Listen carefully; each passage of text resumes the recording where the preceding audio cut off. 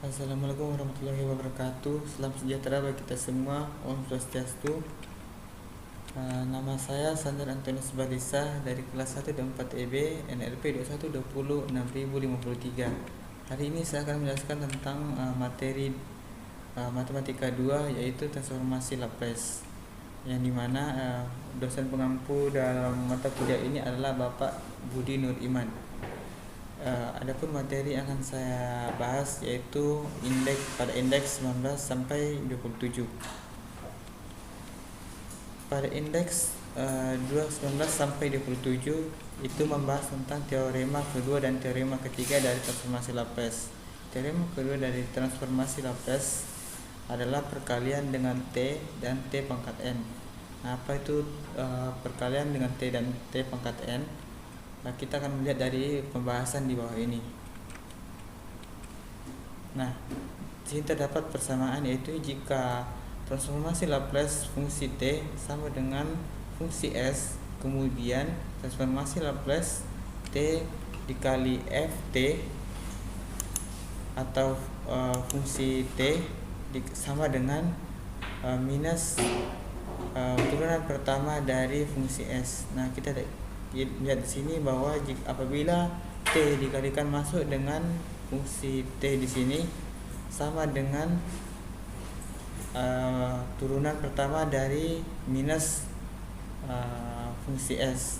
Nah, kita dapat melihat pembuktiannya dalam rumusan di bawahnya, yaitu transformasi Laplace T dikali fungsi T sama dengan integral T sama dengan 0 pada batas bawah dan tak terhingga pada batas atas, T fungsi T dikali E minus dipangkat minus S T dt.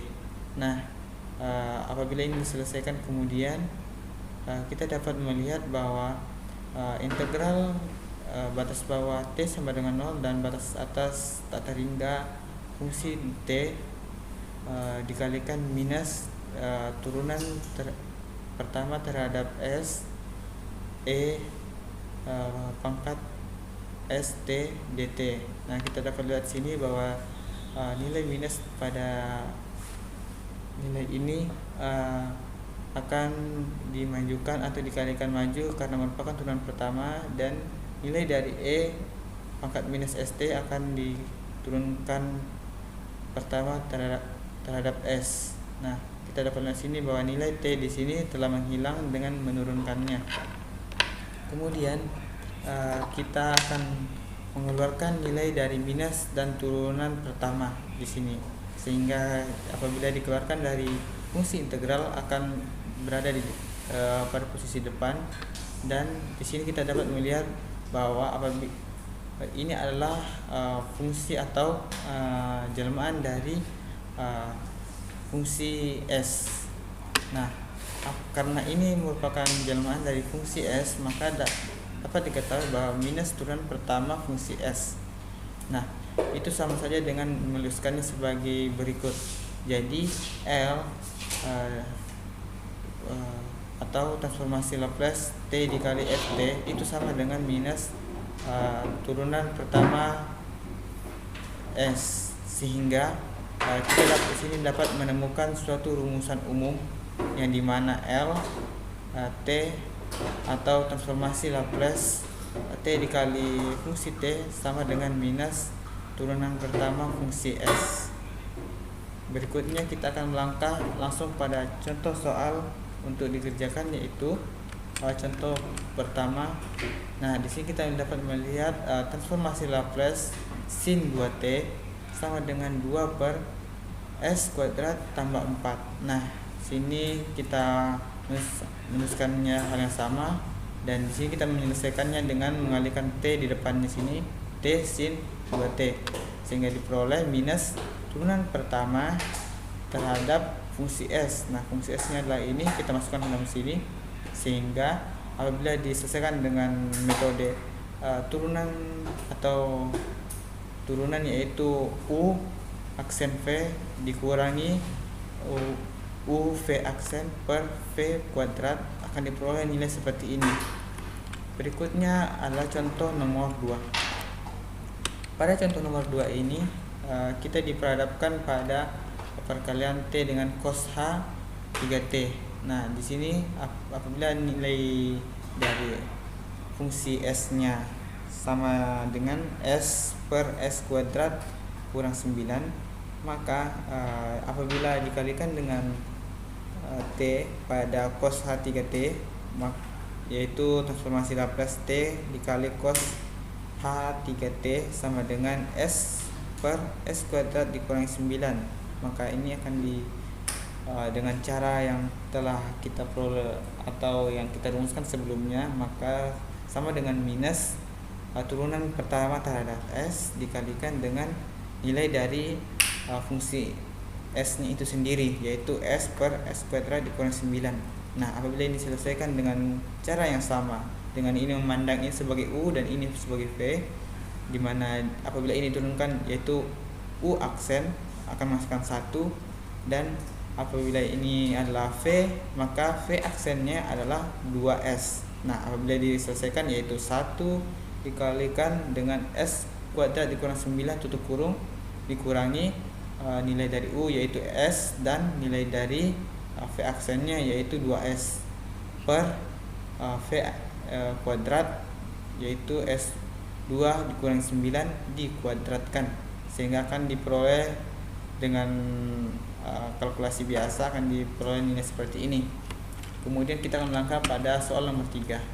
Pada soal nomor 3 di sini kita diperhadapkan pada nilai T kuadrat. Nah, untuk nilai T kuadrat ini sebenarnya memiliki sistematika yang sama dengan perkalian dengan T. Hanya saja pada T kuadrat ini itu akan dikalikan sebanyak nilai dari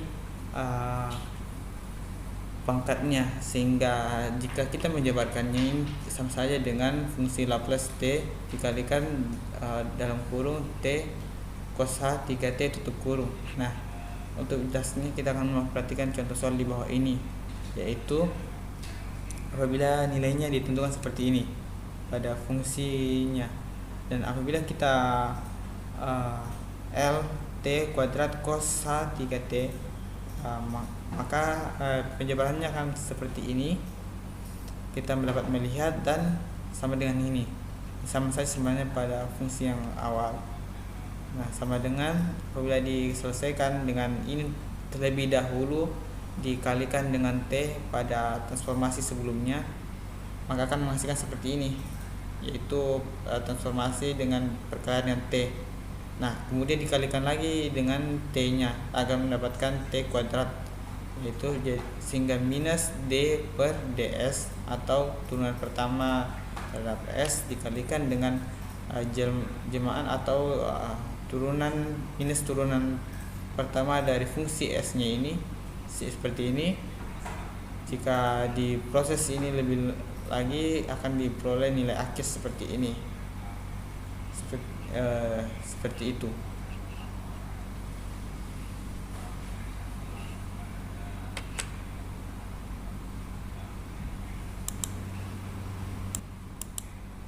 Kemudian kita akan melanjutkan pada soal yang berikutnya yang kita ketahui, yaitu contoh nomor 4.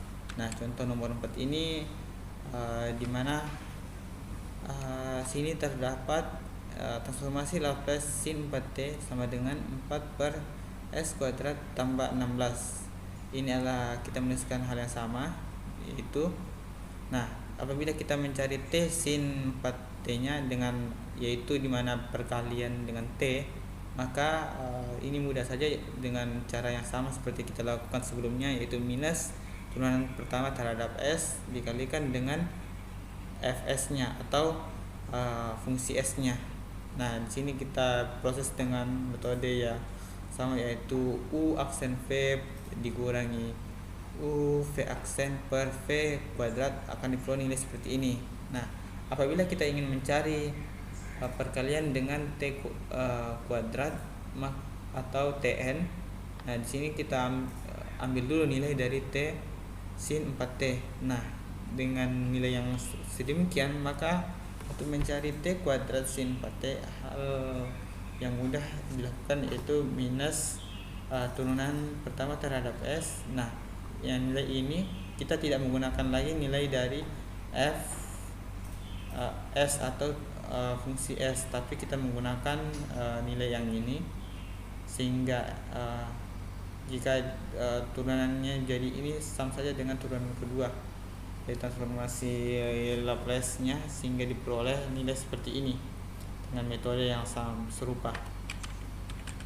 Kemudian pada slide selanjutnya kita akan membahas dengan yaitu kunci dari materi yang telah kita bahas sebelumnya. Kunci dari materinya sebenarnya yaitu pada perkalian terhadap T dari fungsi T itu kita akan mengaplikasikan nilai minus turunan pertama terhadap S fungsi S pada setiap kasus yang kita temukan. Nah, sehingga secara umum kita sepakat bahwa transformasi Laplace dengan T pangkat N, di mana N adalah sebuah bilangan bulat positif, fungsi T sama dengan fungsi S, sehingga apabila ini dirumuskan lebih lanjut lagi akan menjadi transformasi Laplace T pangkat N dikalikan dengan fungsi T sama dengan minus 1 pangkat N turunan pertama terhadap S dipangkatkan N juga dan fungsi S. Pada nilai berikutnya kita dapat melihat sini yaitu teorema ketiga. Teorema ketiga menyangkut dengan pembagian dengan T, karena sebelumnya kita telah mempelajari perkalian dengan T. Pada teorema ketiga kita akan membahas dengan pembagian dengan T.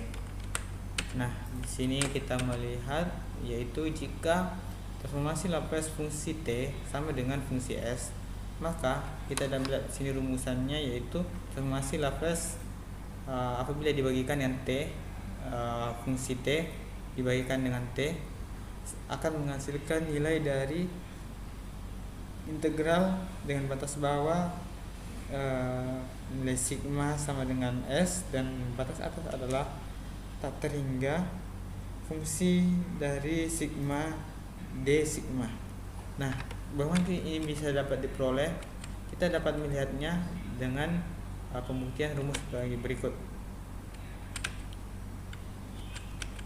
Nah, kita dapat melihat sini, kita akan membuktikan ini apakah akan sesuai dengan pembagiannya ini atau tidak. Nah, di sini dengan metode integral, maka integral dengan batas bawah sigma sama dengan S dengan batas atas tak terhingga, dan integral T dengan batas bawah T sama dengan 0 dan batas atas sama dengan tak terhingga fungsi T dikali bilangan natural pangkat minus sigma T dt dikali d sigma.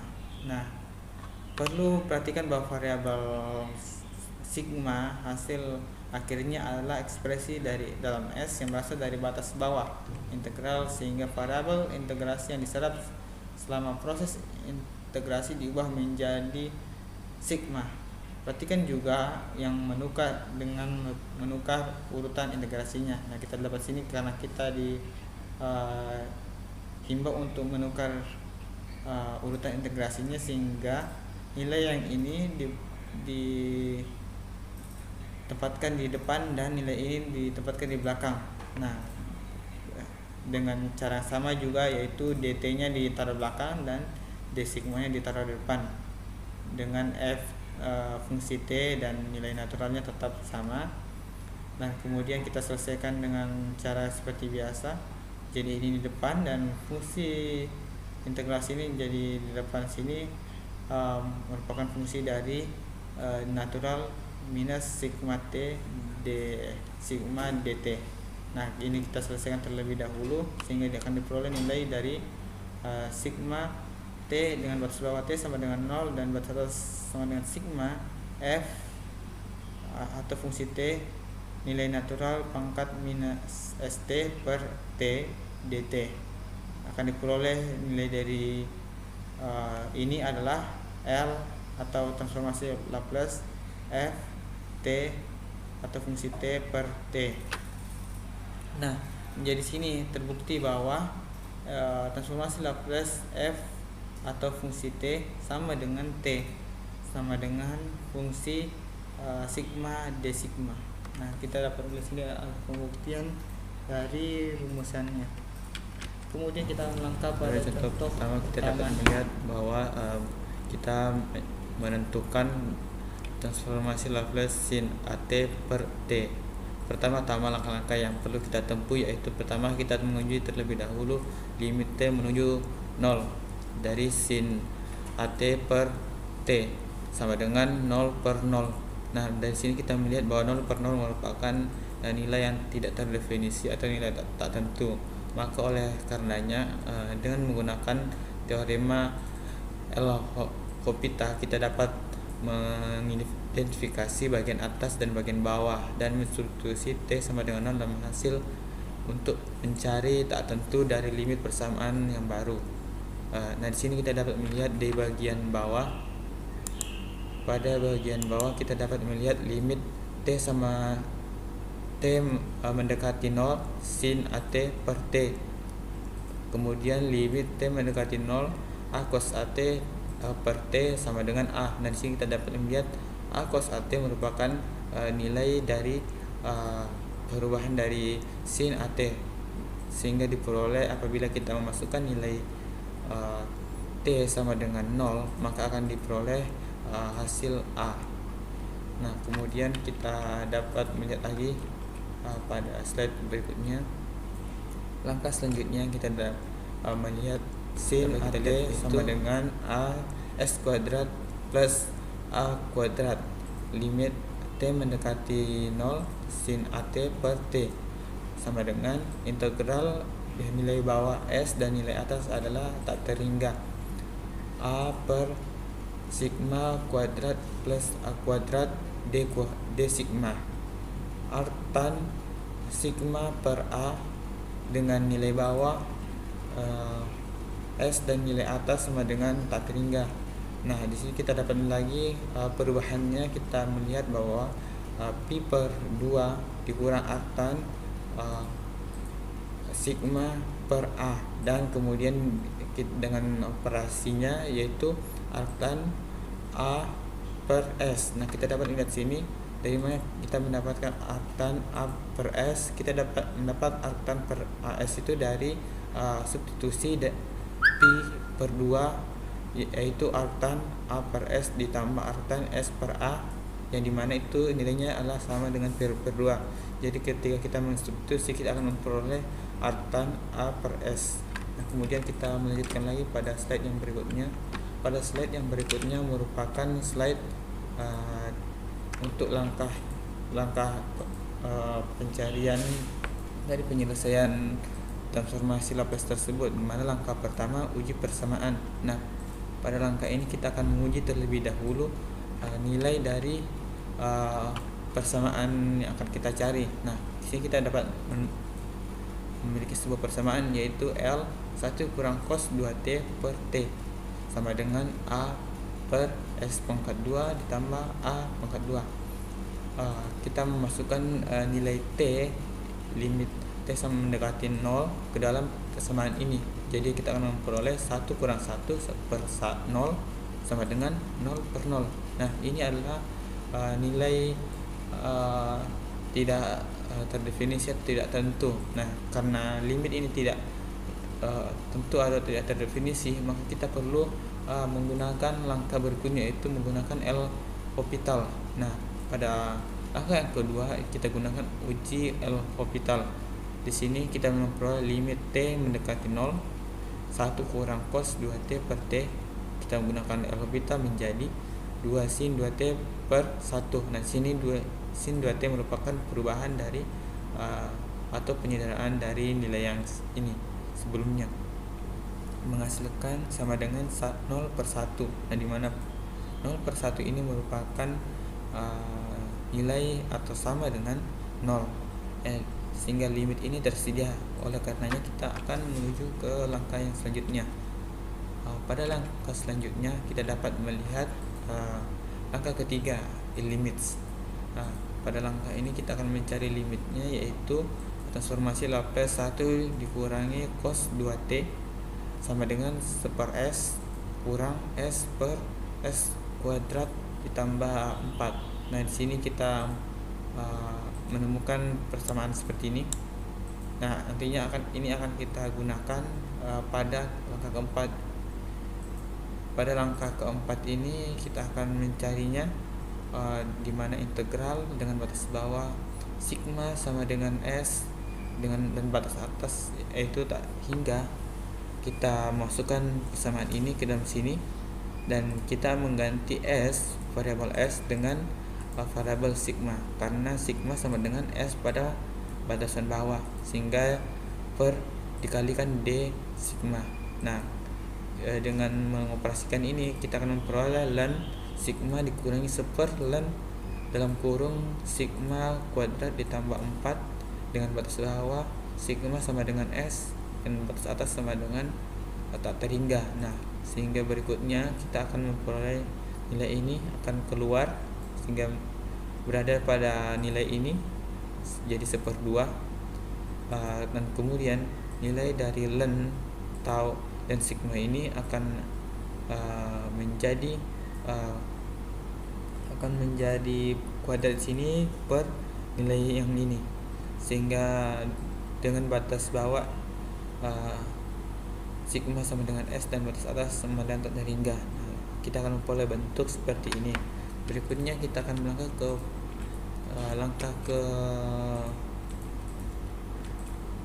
5. Nah, pada langkah yang kelima ini kita akan menguji sigma sama dengan tak terhingga. Karena kita menguji sigma sama dengan tak terhingga, sehingga kita akan memasukkan sigma semua yang bervariabel sigma menjadi nilai tak terhingga. Ln sigma kuadrat dibagi sigma kuadrat ditambah 4, jika kita masukkan sigma sebagai tak terhingga maka akan diperoleh ln 1, di mana ln 1 itu bernilai 0. Langkah ke-6 adalah langkah untuk mencari hasil akhirnya, di mana L 1 per cos 2t per atau transformasi Laplace 1 dikurangi cos 2t per t sama dengan minus 1/2 ln S kuadrat dibagi S kuadrat ditambah 4 dipangkat minus 1/2.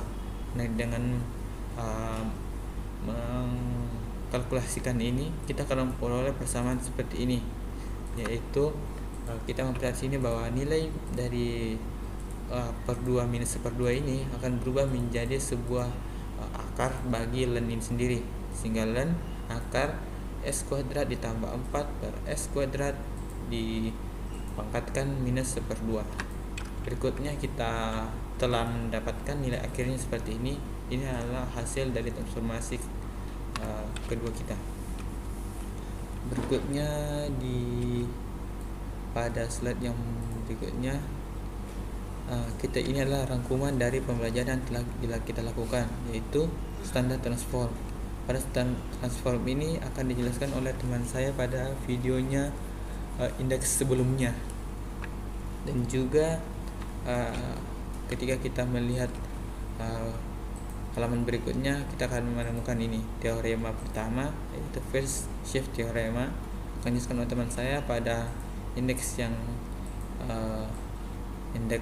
dijelaskannya atau materi yang dibawakannya. Dan ini adalah yang kita telah pelajari sebelumnya, yaitu teorema kedua mengalihkan dengan T jika transformasi Laplace fungsi T sama dengan fungsi S, kemudian transformasi Laplace T dikalikan fungsi T sama dengan minus turunan pertama dari fungsi S. Kemudian kita akan melanjutkannya pada soal yang rangkuman berikutnya, yaitu teorema ketiga. Teorema ketiga ini yang telah kita pelajari tadi, yaitu pembagian dengan T.